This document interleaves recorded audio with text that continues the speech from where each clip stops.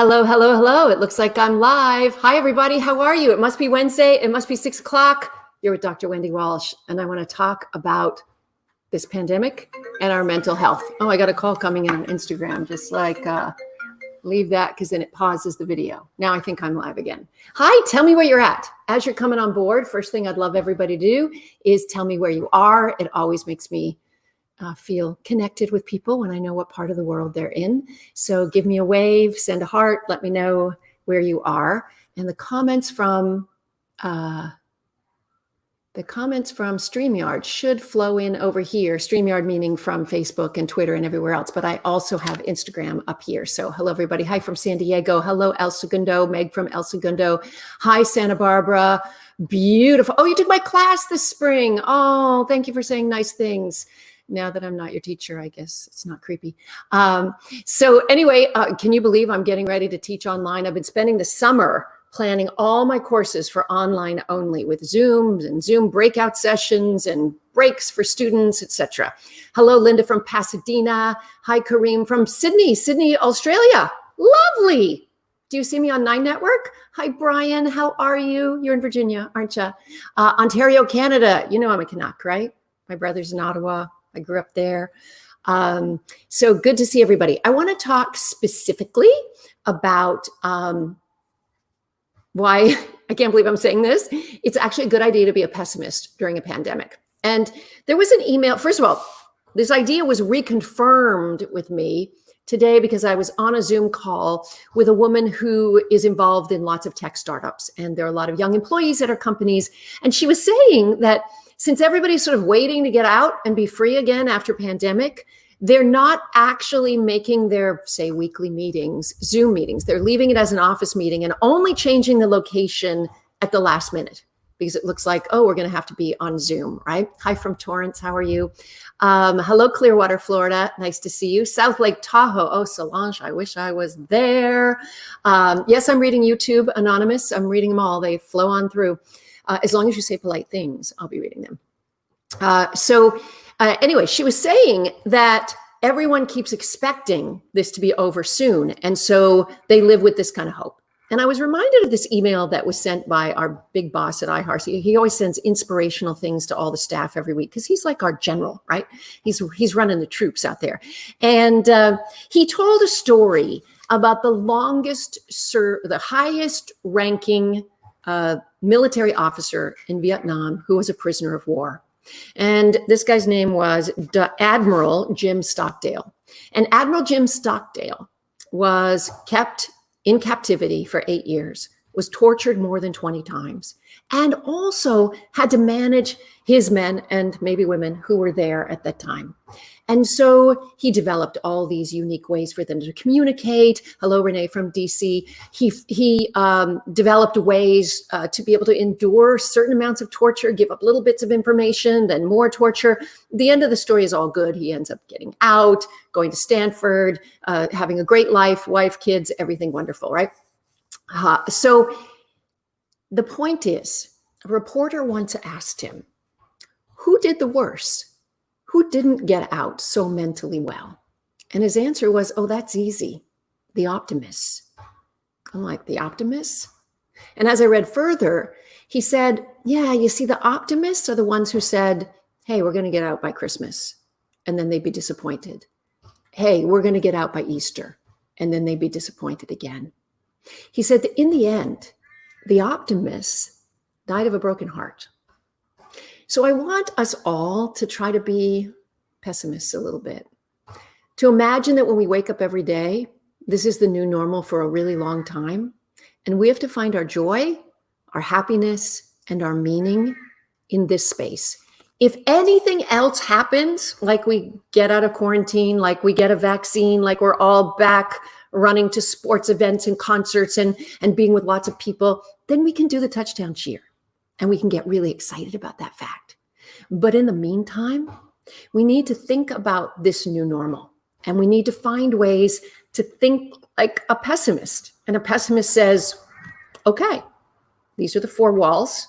We're going to be here for years. How do I survive this? How do I, yes, Hartrell on Insta, adapt. You know, one of the reasons why our species took over the planet, I mean, we're not the top of the food chain, folks. Lions, sharks, they would be, bears, lions, tigers, and bears, is because we had this amazing ability to do two things. One is to function as many one mind, right? To be able to collaborate in our thinking with lots of other human brains. And the other is this ability to adapt. Thank you, Robert, for your compliment. And we had this ability to look at new environments and figure it out. I mean, think about the men and women who got in canoes and went all the way across oceans looking for new land, new food, right? Think about the people. I mean, if you think about even human beings today who live in such a wide diversity of climates and figure out how to extract resources from those environments, whether they are, and many of our native people in northern Canada, Inuits who have to deal with harsh, long, dark winters, whether you're dealing with people who live on the African savanna and deal with heat, the savanna, and deal with heat and dryness. So we have to constantly be adapting. And sometimes the adaptation is, okay, we've had a harsh winter, we got to find food. And another time the adaptation is, okay, so we can't go to parties, we can't go to restaurants, we can't see our friends. How do we get our social connection? And I have a couple little bits of advice for you on ways that we can do it. So the first is that, Arlo from Clearwater, hello. I'm trying to, it's so hard to talk and read your comments at the same time, but I love the comments coming. And I especially like the little emoticons. Hi, Bethy, how are you? My friend Beth from not Ottawa, originally Ottawa, but Toronto is there. So anyway, what did I just want to say? See, then I lose my train of thought because I start reading your comments and then it's harder for me. That we adapt. Okay, so what we're missing now is contact with people. So I have two really important bits of advice. One is whoever you have in your house, whether it is your children, your roommates, your hopefully significant other, I want you to get as much dopamine from them as you can. And that means touch and cuddling. You know, I was on a walk with a woman recently and we were doing the 10 foot apart and the mask on. And she actually came up close to make a point and touched my arm. And I got like a chill because I'm so not touched by anybody. But I also freaked out because I didn't want her that close to me because I'm very paranoid. And I really believe that it is the survival of the smartest, and I am not going to get that virus. So I'm taking every precaution possible. So if you do have someone in your house, make sure, you know, when you give them a hug, for instance, if it's your husband, your wife, your girlfriend, your boyfriend, your kid, you hug for a minimum of 20 seconds. And your body releases a well of dopamine that starts to relax your body and your parasympathetic system gets into play, right? And so, at night, my 17-year-old, and you know, 17-year-olds, they don't want to be touched by their mother anymore. They're like teenagers, they're separating. But I make her, when I'm turning on whatever show it is at night, I go, come and cuddle with mommy just for a few minutes. And I make her like just sort of sit with me for a while. So make sure that you're getting enough touch legally with consent from the people who are in your house. Secondly, make sure you're connecting with people. And I know these video things aren't ideal. They're really not. I was on a Zoom meeting today with some coworkers, and while it was so lovely to see everybody's faces, it just doesn't feel the same as being in the same room with somebody. I do feel, though, when I go on my walks, like this morning, I called my brother in Ottawa, and thank you, Anonymous. It's very nice of you to say. And he was saying that it doesn't matter what he was saying. Point being, I was walking and I had him in both ears in my headset, and it felt very connected. You know, it felt more intimate and connected. So I highly recommend that you actually pick up the phone and call somebody who you love. And also, you know what? When we have these shifting sands of new times, this is perfectly acceptable for you to get rid of some friendships, to nurture some other ones. Maybe somebody's just been an acquaintance or a coworker, but now you can reach out to them and build something a little bit stronger. This is a time to really create newer and stronger and better relationships, and also do a little bit of pruning as well. If you've had a little friend buildup over the years, you know, I'm always suspect of people who have too few friends or too many friends, because I think they're two sides of the same psychological thing, right? Fear of intimacy. If you have way too much of a big social world, then you never have to be quiet and intimate with anybody. Hi, Daniel from SoCal. I love that you tell me where you are.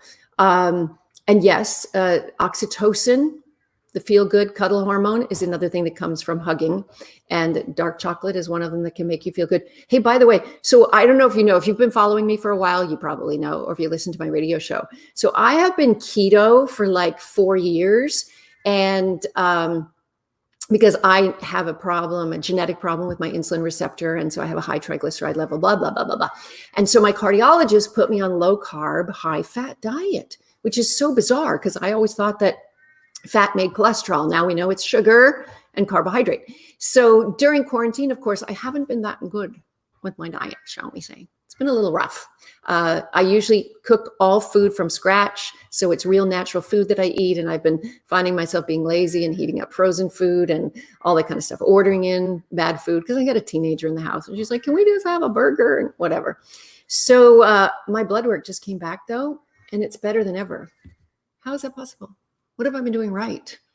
Is it the little glass of tequila every once in a while? I don't know.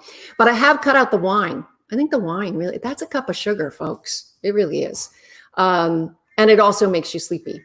You know, Brian Allison, you brought up something, and that is a word that's a buzzword right now, which is resilience. Here's the thing about resilience. Some people are naturally resilient. In other words, they come into the world with a genetic predisposition to have neurochemistry that's pretty even keeled. You know those people. They don't get too excited about things. And they tend to, when things get tough, it tends to roll off them. The rest of us, we grow resilience. And how do we grow resilience? By having stressors, by having this happen to us and figuring out ways to deal with it, right? Thanks, Meg. So that means we've got to take time to figure out, okay, if I'm feeling anxiety or depression or increased heart rate or worry, then I've got to find ways to deal with it. And that may be mindful meditation. That may be trying to get more exercise. I know it's hard outside. And have I done a commercial yet for the Studio MDR? I'd like to do that. It's a really great online workout class, and they're live. So if you have your camera open, they can see you working out, and the instructors can tell you to adjust yourself, etc. I try to do one every morning, which is nice. The classes are really affordable. She says, keto really doesn't work well for most people. It might work for you because, yeah. Well, here's the thing. Everybody's different. Everybody's different with their body chemistry, right? And for me, because I have this problem with my insulin receptor, I just cannot tolerate any sugar. My pancreas cannot make enough insulin to deal with the amount of sugar I eat. So yeah, there isn't one right nutrition for everybody. That's why we all need to, I see a registered nutritionist or dietitian, which I do, really important so they can look at what you're eating. And Brian, another Brian says, the one thing through all of this I figured out is that I need a few more real friends. Hey, I actually know how to put these up on slides. There we go. There's Brian. Hi, Brian. I've known him for years and years online. It's so weird. You know what? If we go through our lifespan and we end up with 2 or 3 intimate friends, then we're doing pretty good. And how do I define an intimate friend? An intimate friend is somebody you can really share your feelings with and know that you're safe and you'll be protected. There's also some reciprocity in an intimate friendship that they're also sharing with you. And you know how they say you'll really know your friends because they will be with you in the bad times. I always say you know your friends if you could call them at 3 a.m. or if they'll drive you to the airport. Those are real friends, the ones who actually do an airport ride. Let's see what else. Any other comments? Game Changers on Netflix. I have not seen it, Gail. What's it about? Do tell. And Mastering Diabetes, about insulin resistance. Okay, I'll try that. masteringdiabetes.com. And Linda has a really nice comment. Linda says, I am grateful for my little dog to touch pets. I forgot to mention pets. Linda, thank you. I have daily contact with people through work, both in person and telemedicine. Good for you that you actually have real people. Hopefully that they're being safe and you're not risking being exposed. And it's so, I mean, pets can lower our blood pressure.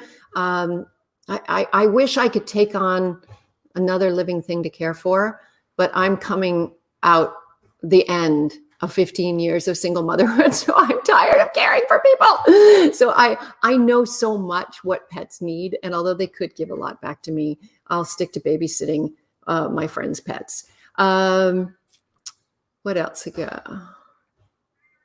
I'm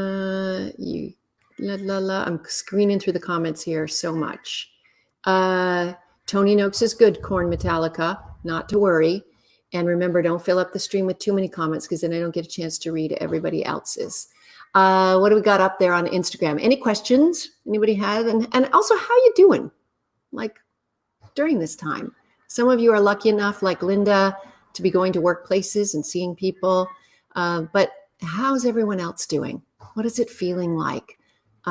Is it starting to feel like the new normal? I mean, if you follow the news, we're spiking here in California for quite some time. So we have been for some time anyway. And I was even listening, like Dr. Fauci was saying, or there was a quote, I think, in the New York Times, where he said that this vaccines that we're all excited about that might come as early as next year, he said he would be delighted if they have 70% efficacy, but it's probably going to be like 50%, meaning that for 50% of the population, it won't work at all. But that enough over time will give us herd immunity, right? If you can just knock out half of the population. So again, it just helps me think like a pessimist. I don't want to think like, hey, this is going to be done by Thanksgiving, or this is going to be done by Christmas. I'm thinking like, what can I do today to help myself? You would trust me more than Dr. Fauci? August, Meg, you're going to try an August camping trip in Leo Carrillo? I felt so bad. It got so burnt out. That was one of my favorite campgrounds too. No, Carol, I'm sorry. Carol says, thanks. This is getting ever more disturbing and depressing. Yeah, but that's the point. We have to instead say, this is the new normal. Rather than being in love with hope and being constantly disappointed, that doesn't build resilience. Resilience comes from saying, this is what it is. How can I find joy in this moment? Who are the people that matter to me now? How can this be a better place? And who is that? Nathan SD says you booked a cruise for November 28th. That's brave. How big's the ship? How many people? Cruise. Wow. Brian Allison says, one of my favorite sayings, united we stand, divided we fall. You know, when I see people arguing on my social media, I always say, if you two are arguing, Russia's winning. Like, honestly, I don't know about you, but I've been finding at least 3 or 4 bots a day, and they tend to be the people who are arguing the most on social media. I have traveled at the very beginning when they opened up after quarantine at the beginning of June. I couldn't take it, so I got in my car and I went to 8 different states, visiting friends in rural areas who had left a while ago. And I found that we're all the same. You know, what do human beings care about? They care about clean air and water. They care about a safe environment for their children. They care about being able to make enough money for their family to survive. There's nothing political about that.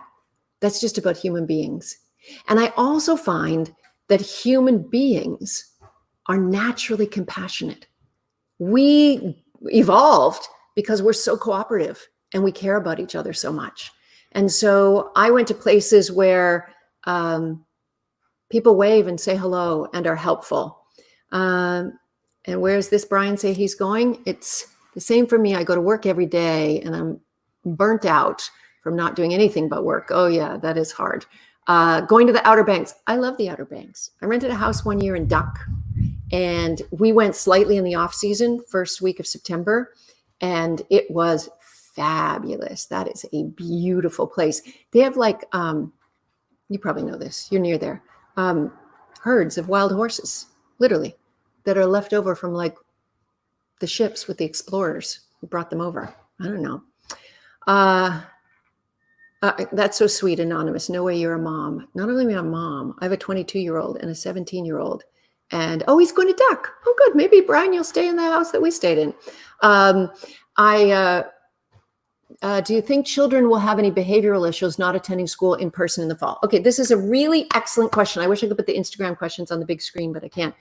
So children, let's talk about it. Small children need what they're getting right now. They need to have a secure attachment with their families, with their primary attachment figures. Many small children are actually doing better, except with a caveat, if the parents are so stressed because they have financial worries, or they're trying to get work done at home and they're screaming at their kids all day, and at the end they feel guilty because their kids are interrupting them so much, so then they buy them ice cream at the end of the day. That's obviously not a good way to be a parent. What do we learn from school socially? We certainly do learn social skills. We learn how to interact. Although I was having this conversation with my teenager the other day.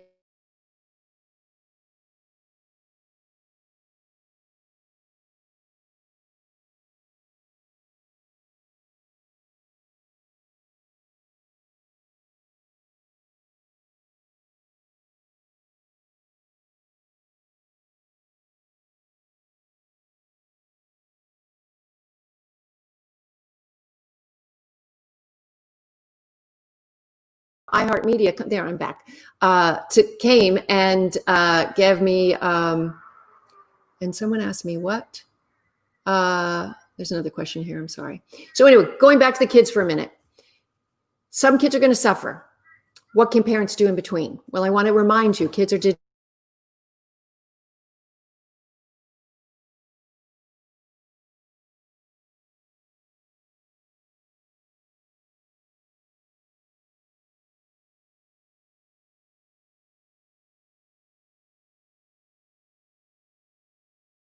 teenagers are selling each other their clothes, their used clothes. It's very weird. But anyway, she has to learn to negotiate for prices. She has to learn how to write reviews, to accept reviews, to write thank you notes, to learn shipping, to learn PayPal and banking. I feel like her learning to set up her store on this app is more important than sitting in some droning English or biology class for that particular kid, right? Yes, the kids are going to suffer. But the other big news is the younger we are, the more neuroplasticity we have, and they will play catch up. Daniel asked me, do you think schools should have uniforms so as to avoid the stress about what to wear? So having had my kids sometimes in schools with uniforms and sometimes schools with no uniforms, I will say this. Having uniforms is way easier on the parents, 100%, because uniforms are cheap. You wear the same thing over and over. You just got to make sure you have the right pieces clean. It's always the PE day and you don't have the right PE uniform clean. That's hell. However, kids find a way to delineate, even if it's a color of a shoelace, even if it's a hair clip. They find ways because human beings naturally put themselves on a ladder. We are kind of wired to compete with each other. It's not necessarily good. Men do it more than women, by the way. Women are more like build a village around the babies and sing kumbaya, although women can be very competitive too. And so the answer is it's great for parents, and kids find a way to adapt anyway by wearing certain things. What did she say? What did someone else say? Oh, thank you for that nice compliment. I'm going to say that out loud. Anything else? Do we have any other questions while I'm here? Talking about resilience, talking about how we're surviving in this time, talking about, Carol doesn't like, I'm putting Carol up again. Great, the new normal. It is the new normal. Anybody else have any other questions about our mental health and our relationships during this time? Or did you just want to say hello? That's always nice too. It's great to see everybody. Hi, Jason. Nice wave. Hi, Jones. Who else we got? Jim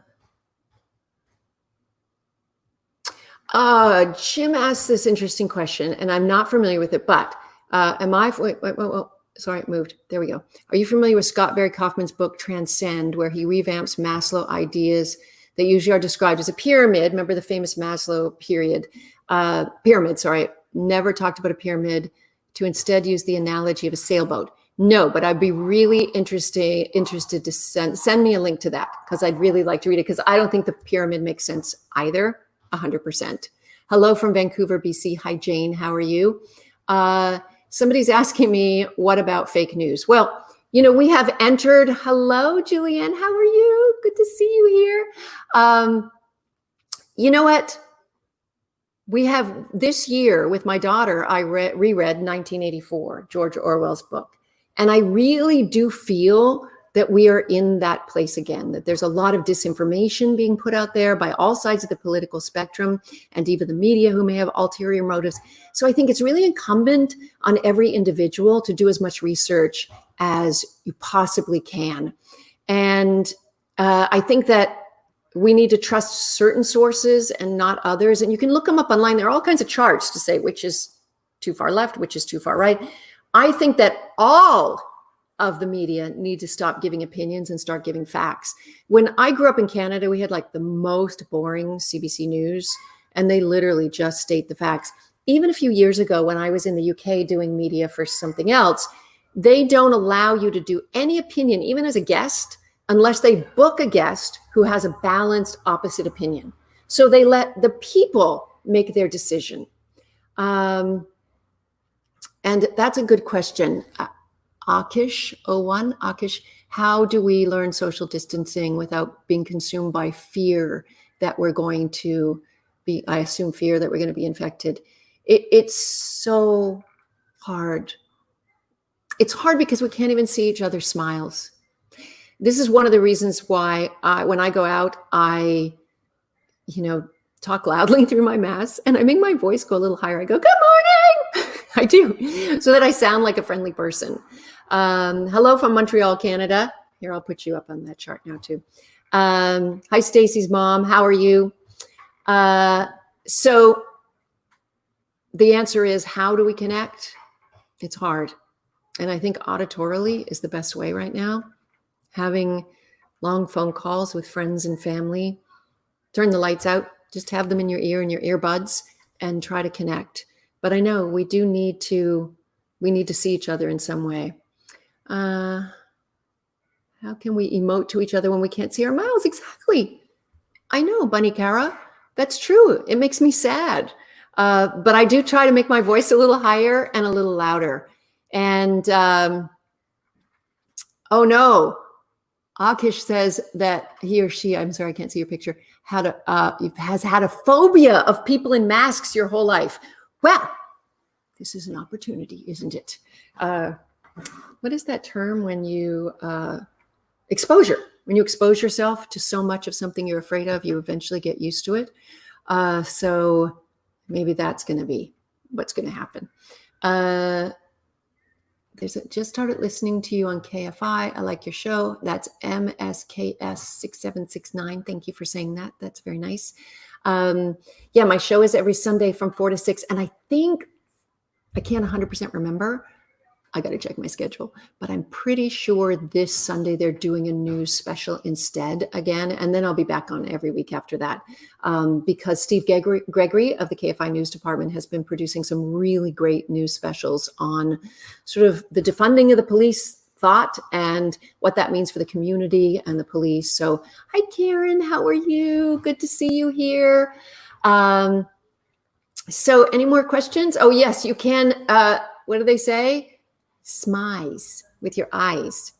The problem with me, I tried to smize for some pictures in a mask and I kind of look mad, like I'm just squinting up my eyes and I'm looking a little bit angry. Do you tell people who are not, well, it was a good question, Solange, let me put this up. Do you tell people who are not wearing a mask to cover their face with a shirt or whatever? Not only do I do that, I'm sorry, I'm a mother. I'm right out there, right? But if they're doing that nose thing, the mask that goes through there and the nose is hanging out, that's not protective at all for you or them, okay? So I always say, pull your mask up, pull your mask up. I don't know if you've seen those videos online that show they were able to, I don't know the tech, but they were able to see breath and where it goes using a bunch of lights and mirrors, etc. And they found that when you have the mask like this and your nostrils are out, that it still just goes out everywhere. So yes, I do politely tell people. I usually just simply say something. How long have you been at CSU Channel Islands? I have been teaching there for 5 years. I usually will, am polite. I'll say, if they're under here, I say, masks up, please. And if they're not wearing a mask, they see me abruptly move away from them. I'm in charge of me, right? I can't put boundaries on everybody else. I can only be in charge of me. But they see me abruptly move away from them, and they usually take their shirt and put it up. And, I saw this new statistic today saying that, oh, yes, I'm being a Karen. Yes, I am, Bunny Kara. I'm being a Karen out there saying, just put your mask up. Is it weird that I'm finding women more attractive with a mask on? Well, we'll have to analyze that, because most of our sexual triggers have to do with something that happened early in life and some buried memory. Wondering if you were in the hospital when you were young and some nurses took care of you. Just wondering. What else was I? I was just saying something and I forgot. See, you distract me with the questions and then I forget. We can't put boundaries on other. We can only put boundaries on ourselves. I forgot. Okay. Anybody have any other questions? Or should we wrap it up? It's always nice to see you.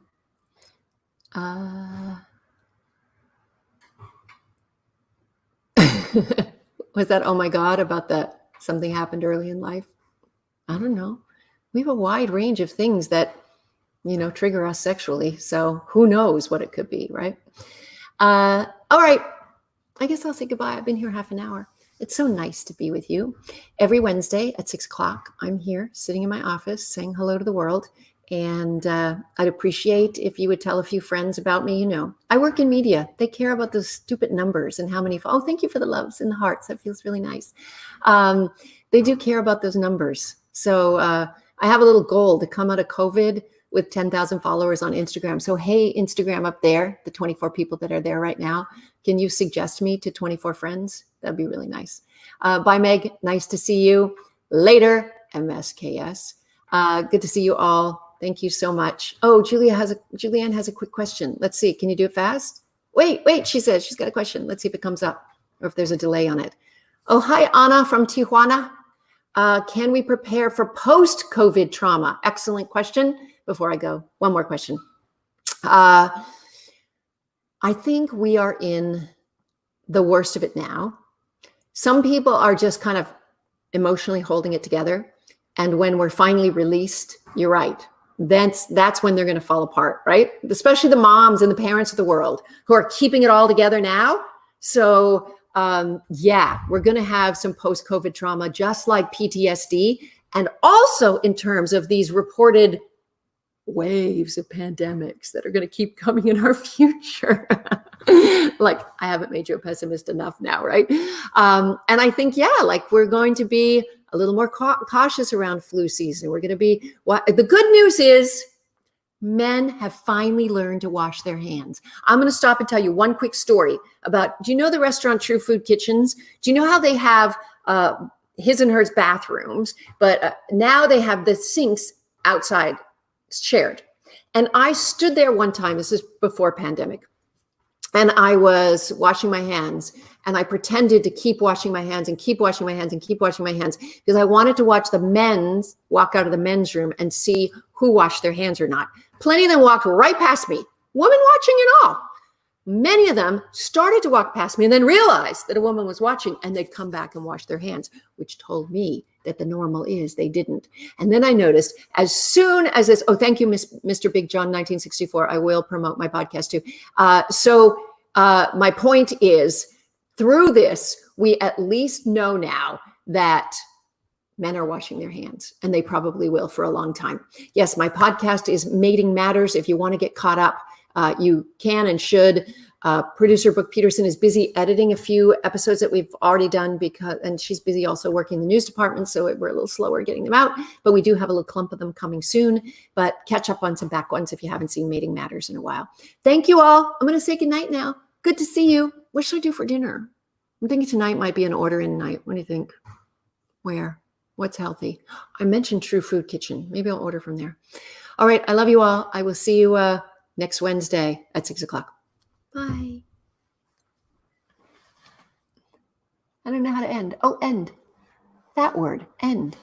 End. End. There we go.